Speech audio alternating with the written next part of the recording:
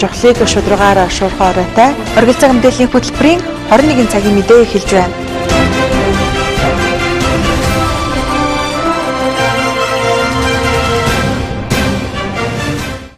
Эрхэм үзэгч та бүхэнд оройн төргий оргил цаг мэдээллийн хөтөлбөрийн 21 цагийн мэдээ эхэлж байна.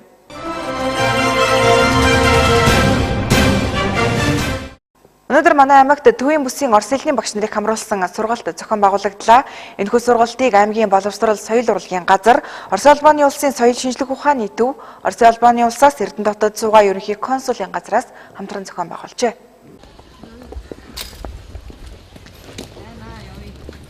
Орхон аймгийн хувьд Орос хэлний суур бааз анхлан уулын байжуулах эрдэнэт үйлдвэрийг түшиглэн сайн тавигдсан. Тиймдээ ч ерөнхий боловсролын сургууль болоод ихтэй сургуулийн 40 багш найрамдлын хот гэсэн утгаараа хүүхдүүдэд Орос хэлийг түлхүү анхаарч зааж сургадаг байна. Мөн энэ нэрчээрээ улсын чанартай олимпиад уралдаанд өндөр үзүүлэлттэй оролцдгийг аймгийн боловсрол соёл урлагийн газраас мэдээлж байна. Жишээ нь өнгөрсөн жилийн эсэлтийн ерөнхий шалгалтанд 40 хүүхэд Орос хэлийг сонгон шалгалт өгч улсын хэмжээнд дээгүр оноог авч чадсан байна. Харин тус сургалтанд хөвсгөл болгон Орхон аймагуудаас Орос хэлний 60 багш хамрагдаж тодорхой зорилттой хөтөлбөрийн дагуу шинэлэг мэдлэгийг олж авсан юм а.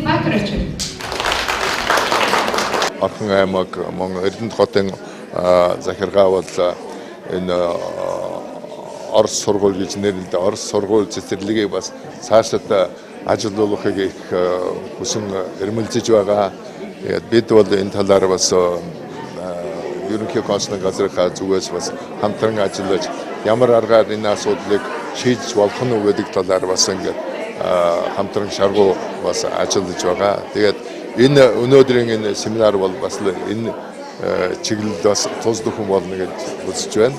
Өнөөдрийн энэ семинар бол бас энэ Орос хэлийг энэ Монгол улсад дэлгэрүүлэх энэ Орхон аймагт хөгжгөл болгон аймагт ингээд дэлгэрүүлэх энэ багш нарын мэдлэгийг дээшлүүлэх мөн түнчлэн эднэрт маань багш нарт маань тэгээд хүүхдүүдэд илүү сайн сургах, илүү сайн арга заах арга бас улам боловсронгуй болгож цаашдаа ажиллахад туслах хүн болно гэдэгт итгэж байна.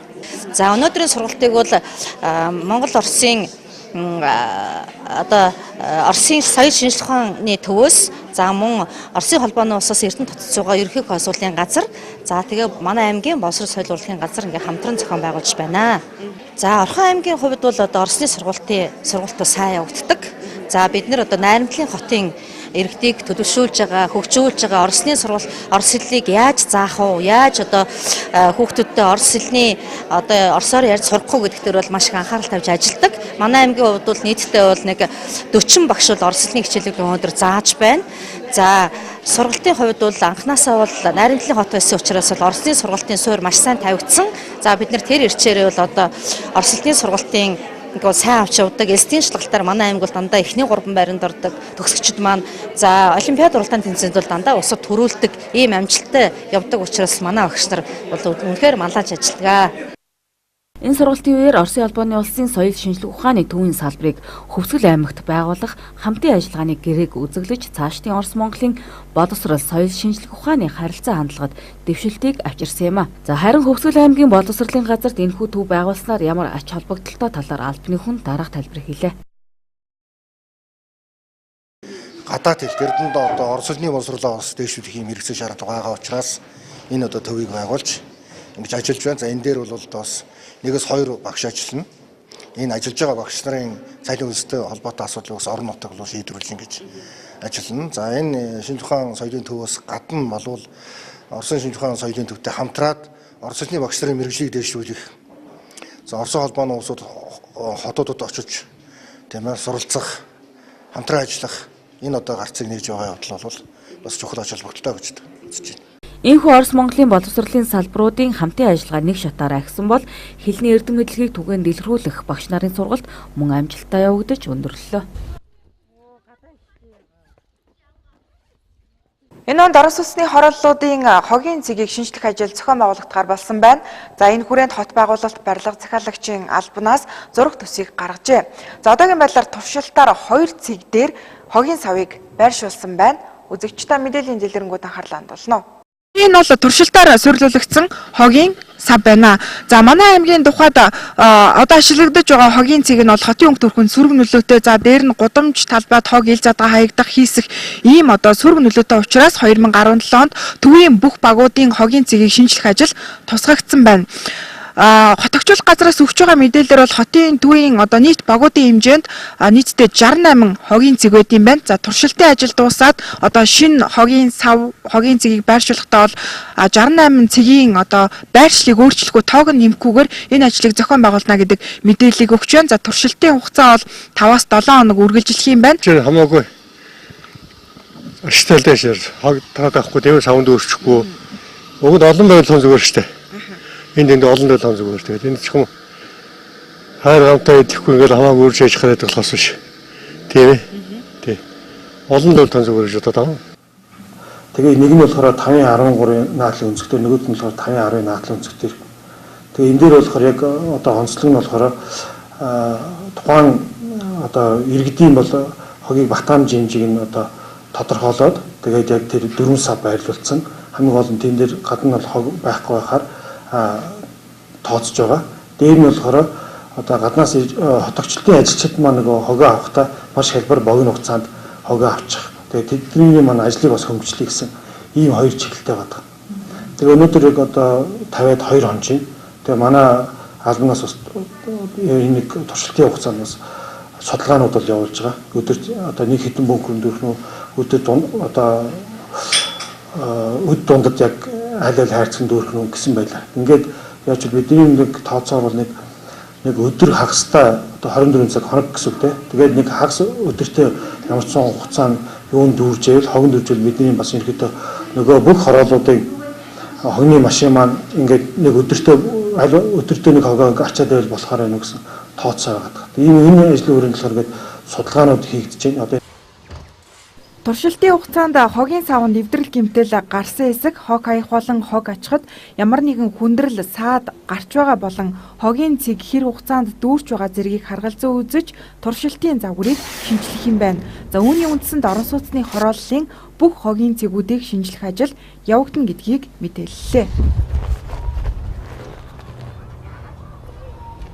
Аймгийн хүүхдийн төлөө зөвлөл анх дугаар хуралдаанаа зохион байгууллаа. За энэхүү хуралдаанаар хүүхдийн төлөө зөвлөлийн дүрм, за зөвлөлийн гишүүдийн чигүүрэг, за мөн 2017 оны үйл ажиллагааны төлөвлөгөөний төсөл хийсэн үндсэн 3 асуудлыг хэлэлцсэн байна.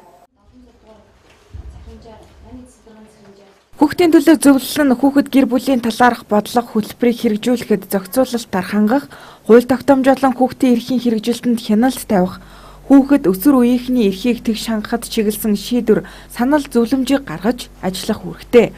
Хүүхдийн төлөө зөвлөлийн үйл ажиллагаа өмнө нь идэвхгүй байдлаар ажиллаж иржээ. Их жилээс бол энэ дүрмийг бас нэлээд алгажуулж өгөөд удирдах төвчний ажилтнуудын маань үр дүнгийн гэрээнд оруулж өгөх. Аягда бас энэ чиглэлээр бол Хөвсгөл аймаг яг ийм дүрм боловсруулад ажилласан. Энэ дүрмийнх нь үр дүн гараад хүүхдийн хэлтэй орон нутгаар шалгагдсан байж байгаа. Энэ жишгийн дагуу бид нар бас энэ дүрмийг боловсруулж бас туршлага солилцсон үндсэн дээрээс энэ дүрмийг боловсруулж үйл ажиллагаанд хэрэглэх гэж байгаамаа.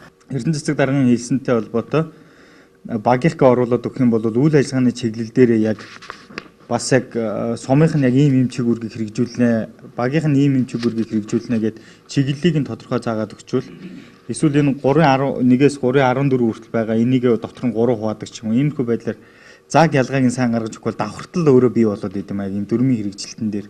Тэгэхээр нэг байгууллага хэрэгжүүлэхгүй 3 шатлалтай юм болохоор яг дөрвийн давхцал бий болоод хинийн юугээ хийх юм бэ гэдгээ мэдхэн болоод ингээд дунд нь хаягдаад бид рүүгээ чигтдэг ийм асуудал үүсдэг. Тэгэхээр яг тэр үйл ажиллагааны чиглэл дээр нь тэр төвшөндөө ямар чиг үүргийг гүйцэтгэх юм бэ гэдгийг нарийн заг оруулж өгөх шаардлагатай байна. Тэгэхээр ер нь бид нар энэ хүүхдийн төлөө өмнө бид нар аймгийн хүүхдийн төлөө зөвлөлд маань бас тодорхой дүрмгүй, ачиг үүргийг тодорхой зааж өгөөгүй ингээд явж ирсэн учраас бид нар энэ оноос эхлээд бас зөвлөлийнхаа гишүүдийг бүр өөрөгжүүлээд ачиг үүргийг нь яг энэ хүн маань хүүхдийн эрхийн чиглэлээр, хүүхд хамгааллын чиглэлээр юу хийх вэ гэдэг ингээд тодорхой заагаад өгчөж байгаа. Дүрмэндээ ч гэсэн бид нар бас аймгийн хүүхдийн төлөө зөвлөл ямар чигүүргээр ажиллах уу, сумын хүүхдийн төлөө зөвлөл ямар чигүүрээр ажиллах уу, багийн хүүхдийн төлөө зөвлөл бас ямар чигүүрхтэй ажиллах уу гэдэг энэ дөрвөндөө эднээс тодорхой шат шатныхаа засаг даргын бүрийн эрхийг бас дотор заагаад өгчих юм байна. Хүүхдийн төлөө зөвлөл нь аймаг сум баг бүрт байгууллагад ажиллах бөгөөд тус бүртээ үйл ажиллагааны чиглэлтэй. Аймгийн хүүхдийн төлөө зөвлөлийн бүрэлдэхүүнд аймгийн засаг дарга, нийгмийн бодлогын хилтэс, эрүүл мэндийн газар, мэрэгжлийн хяналтын газар, боловсрол соёл урлагийн газар, цагдаагийн газар, онцгой байдал, хөдөлмөр халамж үйлчлэгээний газар, баян өндөр жаргалан сум, залуучуудын холбоо, ах хамтын хороо гэх мэт байгууллагууд багтаж байна. Тухайлбал хүүхдийн төлөө зөвлөлийн дарга хүүхэд бүр дээлтэй хөгжил хамгааллын асуудлыг бүх талаар дэмжин ажиллах үүргийг хүлээн ажиллаж байгаа бол эрүүл мэндийн газар хүүхдэд дээлтэй эрүүл мэндийн бодлогыг хэрэгжүүлэх, мэрэгжлийн хяналтын газраас хүүхдэд дээлтэй хяналтын бодлогыг хэрэгжүүлэх, онцгой байдлын газар нь болзошгүй аюул эрсдлээс сэргийлэх чиг үүргийг хүлээн ажиллах юм. За цаашид хүүхдийн төлөө зөвлөл үйл ажиллагаагаа идэвхжүүлэн ажиллах болно гэдгийг хэллээ. 2 дугаар сарын 3-ны өдөр аймгийн засаг дарга 10 өргөд өргөө цагаан гэр олголоо. Орон нутгийн бодлого шийдвэрээ хүний хөгжилд чиглүүлж байгаа Орхон аймгийн удирдлагууд шинэ оны босгон дээр орон гэргүй 10 иргэнд өргөө цагаан гэр олгохоор батламж гардуулсан. Эдийн засгийн хямралтай аянууд засаг даргын нэрмжит шинжилгээний баярын хүлээн авалтыг хийлгүүгээр түүнээс хэмнсэн мөнгөөр 10 гэр худалдаач гинтийн гамшиг ослын үед орон гэргүй болсон өрх гэрт гэр бэлгэлсэн нь энэ юм а. Уг ажилд нийт 20 сая төгрөг зарцуулсан бөгөөд өргөө цагаан гэр авсан айлууд нэгээс 9 ам бүлтэй цагаанчлууд баян цагаан, наран, шанд, дэнж, уртын гол бүрэн бүст багийн өрхүүд байсан юм а. За ажлын хэсгийн дүгнэлтээр тодорхой шалтгаанаар амьдралын боломж нөхцөл нь муудсан эдгээр айлуудыг хүсэлт гаргасан 50 өрхөөс сонгоо авсан юм а. За шинэ оны эхэнд өргөө цагаан гэртээ болсон эдгээр өрхийн гишүүд амьдрах итгэл урам зориг авч буугаа илэрхийлж аймгийн засаг дарга тамгийн газрын хамт олонд талархснаа илэрхийлж байлаа. Эрдэнэчүүд маань бүгд мэдчихэж байгаа. Засаг дарга санаачлаад өөрийн нэрмж төлөө агуултаас татгалзаад тэгээ гарах байсан тэр зардлаар нь одоо 10 хүнд өргөө цагаан гэр авч өгч байгаа. Авч өгс батламжийг бол 31-ний орой өгсөн. За өнөөдөр гэрээ албан ёсоор гардууллаа. Тэгээ дээр нь одоо зүгээр гардуулаад зогсохгүй бид нэр одоо үнэхээр боломж олдсон муутай айлууд нунаа оншин гаргаж өгöd хүргэж өгч байна. Тийм ажлыг зохион байгуулж байна. Тэгэхээр зэрэг маш олон өргөдлөөр өссөн. Бид нар айлгон дээр нь очиж танилцсан. За хамгийн гол нь одоо энэ өргөө цагаан гэрийн маань бэлгэлсэн гэрийн маань цааш нь татаад аваад явчих. Үнэхээр одоо амьдрал ахуйгаа дээш нь татаад аваад явчих. Гэр одоо яг шаардлагатай байгаа. Бид нар дэмжиж болохоор ийм хүмүүсийг сонгож аавна гэж ингэж анханасаа зорьсон. Тэгээ тийм хүмүүс шалгарсан байх гэж ингэж бодож байгаа. Нээ сайхан байна уу. Гэр оронтой болж байгаа баяртай байна. Энэ хамт олон захиргааныхан бүртгүүн баярлалаа. Баярлалаа. Танах ер нь ам бол хідүүлээ вэ? Хоёулаа. Тий. Та одоо нас сүүдэр хідүүлж 76. За манайх одоо хоёулаа ажилгүй. Тэгээ 5 хүүхэдтэй 0-18 насны. Тэгээд яг манай хүн болохоор нөгөө нүдэндээ бодлоготой болохоор одоохондоо ажил хийх боломжгүй байгаа. Эрүүл мэндийн шалтгаанаар. Тэгээд тэрээ маань харж үзээ тэгээд гэр өгч тусалж байгаад нь баяртай. Дарга удирдлагуудаа маш их баярлалаа л гэж хэлээ да. Маш их өндөр сэтгэл амар өндөр байна. Тэгээд өргөө цагаан гэртээ олсондоо. Өргөө цагаан гэрээр гэрээ шагнагдж байгаадаа маш их өндөр сэтгэлтэй байна. Би өөрөө бол би ажил төлөвлөгөөр хийж явдаг хүн. Гэхдээ өөрийн гэрсэн гэр орон байдгүй байсан. Одоо гэр оронтой боллоо. Маш их өндөр сэтгэлтэй байна. Та бүхэндээ маш их баяртай. Аялал жаргал бүхнийг хүсье. Өмнөх жилүүдэд засаг даргын нэрмжит шинжилгээний хүлээн авалтанд орон нутгийн удирдлага болон эрдэнэт үйлдвэр компани захирлууд оролцдог байсан юм а. Тэгвэл энэ жилээс эхэлж уг арга хэмжээг зохион байгуулахаас татгалзаж хэмсэн мөнгөөрөө нийгэмд хандсан бүтээлч ажил хийхэр болсны нэг нь энэхүү 10 өрхийг орон гэртээ болгох явдал байсан юм а. Аймгийн онцгой байдлын газраас нийтийн хоол үйлдвэрлэлийн салбарын аж ахуй нэгж байгууллагуудыг галт төмбөрийн аюулгүй байдлыг хангах хяналт шалгалтанд хамруулан ажилласан байна. За шалгалтаар нийтлэг илэрч байгаа зөрчил нь орон сууцны 1-р давхарт үйл ажиллагаа явуулж байгаа хоолны газрууд шингэрүүлсэн шатдаг хий ихээр ашиглаж байсныг тогтоосон байна. Барилгын Норон ба дүрм зааснаар орон сууцны барилгын 1-р давхарт орон сууцны барилга байгууламжинд шингэрүүлсэн шатдаг хий ашиглахыг хориглоно гэж заажээ. Үүнийг шалгалтанд хамрагдсан ихэнх аж ахуй нэгжүүд зөрчин ажиллаж байсныг мэдэгдэж байна. Энэ шингэрүүлсэн шатдаг хий нь бол ялангуяа энэ орон сууцнд ашиглаж байгаа нийтийн орон сууцнд ашиглаж байгаа тохиолдолд технологийн гурим алдагдах өөрөө одоо буруутай үйл ажиллагаанаас болж тухайн шингэрүүлсэн шатдаг юм тесрэг дэлбэрэх юм бол тухайн орон сууц тэр чигээрээ одоо ашиглах боломжгүй болох юм аюултай байна. Үүнээс болж бол одоо тоо орон сууцнд байгаа иргэд маань гэр оронгүй болох маш их хэмжээний одоо хохирол учрах юм аюултай бол хоригдж байгаа. Шингэрүүлсэн шатдаг хий борлуулдаг 3 аж ахуйн нэгж байгаа. За эдгээр 3 аж ахуйн нэгж маань бол одоо өөрсдийн ашиг орлогоо бодоод юм уу одоо яадаг тэгээд энэ барилгын суурин давхарт үйл ажиллагаа явуулж байгаа иргэд аж ахуйн нэгжүүдэд бол одоо шингэрүүлсэн шатыг хултам маш ихээр хултам борлуулж байна. За эдгээр үйл ажиллагаа явуулж байгаа аж ахуйн нэгжүүдэд болж өгвөл тэр барилгын орон сууцны барилга нэг давхар болон суурин давхарт үйл ажиллагаа явуулж байгаа аж ахуйн нэгжүүдэд одоо шингэрүүлсэн шатыг хултам борлуулахгүй байх талаас анхаарч ажиллаач гэж хүсэж байна. Орон сууцны 1-р давхарт ажиллаж буй аж ахуйн нэгжүүдийн хувьд шингэрүүлсэн шатдагыг иргэдэд түргэн шуурхай үйлчлэх тогтцоглогын хэмнэх хүрээнд ашигладаг гэсэн тайлбарыг хэлдэг байна. Гэсэн хэдий ч үүнээс үүдэж гарах хохирол асар их байдаг төдийгүй зориулалтын бус орчинд шингэрүүлсэн шатдагыг ашиглаж байгаа нь ноцтой зөрчил гэдгийг мэргэжлийн байгууллагаас анхаарууллаа. Одоо зөвч та бүхэн улс их орн болоод дэлхийд дахинд болж өрнсөн онц сонирхолтой үйл явдлыг цахимаар бэлтгэснийг хүлээн авна.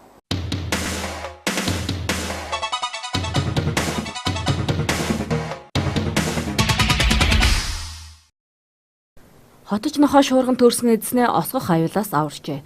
Төв аймгийн Сүмбэр сумын нутагт энэ сарын 28-нд хүчтэй цасан шуурга шуурч үзэгдэг орчин хязгаарлагдсны улмаас нутгийн 2 иргэн төөрсөн байна. Тодорхойлбол шуурганы үеэр тус сумын нутагт орчин суух гэр бүлийн 2 иргэн саагалт айлаасаа гарч яваад харих замдаа шуурганд төөрч осгох аюулт хүрчээ. Энэ үед төөрсөн иргэдийн нохоо болох Мишка нэртэй хотож банхар эзтэй хайн олж гэрээ эзэнт наалдаж дулаан өгч хажуугаас нь холдолгүй шуурга намттал хэвдсэн байна. Энэхүү гэрээ эзэн нохооныхаа ачаар осгох аюулаас аврагдаж харин гэрээ эзэгтэй харамсалтайгаар амь насаа алджээ. Мишка нохоо гэрээ эзнээ шуурга намдаж өглөө болтол халуун амьсгалаараа төөнөн дулаацуулж байсан ажээ. Нутгийн иргэд тэднийг олж тусламж үзүүлснээр амь нас нь аврагдсан байна. Оросын албаны улсад спиртийн агуулмжтай бүтээгдэхүүн худалдах хоригийг 2 сараар сунгалаа. Өнгөрөх 2016 оны сүүлчээр Сибирийн Иркутск мужид шингэн савнг архины орон дуусан 76 хүн амиа алдсан хэрэг гарсан байна. За үүний дараа 12 дугаар сарын 26-нд Оросын хэрэглэгчдийн эрх ашгийг хамгаалах байгууллага 30 хоногийн хугацаатай спиртийн агуулмжтай ахуйн бүтээгдэхүүнүүдийг зарахыг орон даяар хориглоод байсан юм а. Энэхүү 1 сарын хугацаатай тавьсан хориг өчигдөр туслагдах байсан хэдий ч тус байгууллагаас хоригийг дахин 60 хоног сунгах шийдвэр гаргасан байна. Худалдагыг хориглосон бараанд спиртийн агуулмж өндөр үнэртэн савн цэвэрлэгээний бодисууд багтаж байгаа ажээ. Оросын албаны улсад хэрэглэгдсэн нийт согтууруулах ундааны 20 орчим хувь нь зориулалтын бус үнэртэн ахуйн шингэн бодисууд байдаг гэсэн тоо бий. Парист жолоочгүй автобус туршиж эхэллээ. Парис хотод цахилгаан хөдөлгөөртэй бага урын жолоочгүй автобусыг нийтийн тээврийн үйлчилгээнд туршиж эхэлсэн байна. Өнөөдрийн байдлаар жижиг оврын автобус Лионы вокзалаас Парисын 13 дугаар тойрогт орших Астролици вокзал хүртэл тусгай замаар явж байгаа юм байна. Туршилт амжилттай болвол ийм төрлийн тээврийн хэрэгслийн тоог цаашид олшруулахаар төлөвлөж байна. За энэхүү автобус нь 12 хүний багтаамжтай бөгөөд дотор нь алсын зан хэмжигч болон олон тооны камер байрлуулснаар бусад тээврийн хэрэгслүүдэд мөргөлдөхөөс сэргийлсэн байна. Парис хотын дэд дарга Жонли Месика хэлэхдээ жолоочгүй тээврийн хэрэгслийн ачаар хотын нийтийн тээвэрт удахгүй хувьсал гарах бөгөөд инженер том хотуудын оршин суугчдын амьдрал эрс өөрчлөгдөнө гэсэн байна. 3,000 хаарваны эмийг үн төлбөргүй олгоно.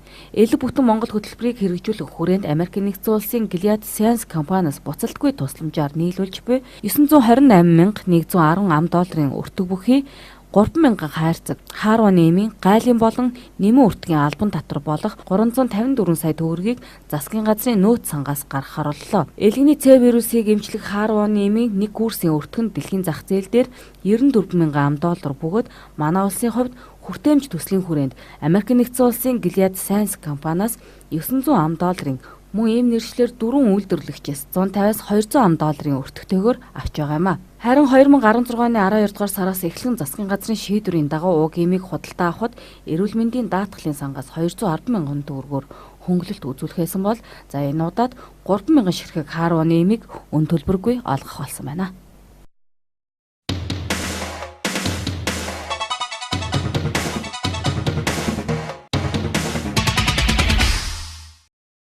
Өөрчлөлт шинжилэлт төрийн бас байгууллагаас Андра Актемтай хамтран хувь хүний хөгжил рүү чиглэсэн нэгэн сургалтыг зохион байгуулах гэж байгаа. Энэхүү мэдээлэлд анхаарлаа хандуулна.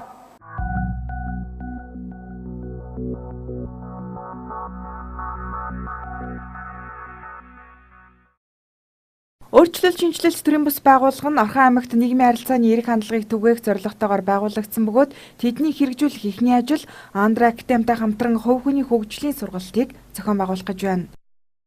Андра Академийн хувьд бол нэг дор тийм ээ 3 төрлийн чиглэлийн сургалтыг нэг дор академик түвшинд олгодохоор давуу талтай ийм академи байгаа байхгүй юу. За багш нарын хувьд гэх юм бол гэр бүл судлаач, сэтгэл судлалын ухааны доктор Наранбаатар, за академийн үүсгэн байгуулагч, ерөнхий захирал Мөнх Баяр, за топ модель маркетер Андра Академийн гүйцэтгэх захирал Бадам Гэрэл нар өдөрдөө явуулах байгаа. За тэгээд энэ сургалтанд та хамрагдсанараа тийм үү оюуныхаа алжаалыг тайлж за тэгээд сэтгэхүйгээ өшөө илүү хөгжүүлэхэд та 21 дугаар зуунд ямар байх ёстой вэ? Яавал миний гэр бүл аз жаргалтай байх вэ? Яавал би ажлын байран дээр манлайлагч байх вэ? Хамгийн гол нь өнөөдөр аз жаргалтай байна уу те? Энэ бүх мэдлэг мэдээллийг л өнөөдөр энэ сургалтаар олж авна.